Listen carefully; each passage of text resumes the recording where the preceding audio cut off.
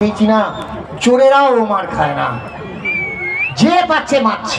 প্রথম দিন শুটিংয়ে গেছি, গিয়ে জিজ্ঞেস করেছি ভাই আজকে কি সিন, বলে দাদা মার খাওয়া। পরের দিন গেছি, বললাম ভাই আজ কি সিন, বলো দাদা মার খাওয়া। থার্ড ডে গেছি, বললাম ভাই আজ কি সিন, বলো দাদা আজকে আপনাকে ট্যাক্সি ড্রাইভাররা মারবে। মেজাজ গরম হয়ে গেল। পাশে বসেছিল ডিরেক্টর রাজা চন্দ্র, ওই সিনেমার ডিরেক্টর। আমি গিয়ে বললাম আয় রাজা মার মার মার মার মার মার। রাজা বললো কি হলো রে ভাই, এরকম গরম হয়ে গেলি কেন? বললাম কি করবো ভাই, এই যা সিনেমা হচ্ছে সবাই মিলে মারছে, তুই বাকি থাকবি কেন, মা। তোর পাশে বসেছিল স্ক্রিপ্ট রাইটার এনকে সলিল। ও বললো ভাই উত্তেজিত হোস না, এমন একটা ডায়লগ লিখে দেবো বললেই হিট। আমি বললাম আরে ভাই বেঁচে থাকলে তো হিট হবে।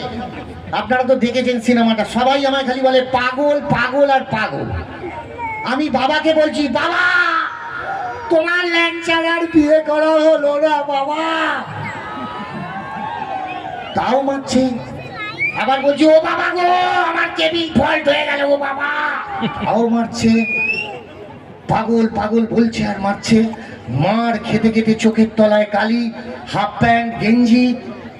একটা সময় আমি ঘুরে দাঁড়াই, আর ঘুরে দাঁড়িয়ে আমি ওই ডায়লগটা বলি, পাগল আমি পাগল, তুই পাগল, তোর বাপ পাগল, তোর মা পাগল, তোর শ্বশুর পাগল, তোর শাশুড়ি পাগল, তোর গোষ্ঠী পাগল। কি ভেবেছিস কি রে আমায়, আমি কি পঞ্চানন মন্দিরের ঘন্টা নাকি যে সে বাজিয়ে দিয়ে চলে যাবি? হাততালি কোথায়?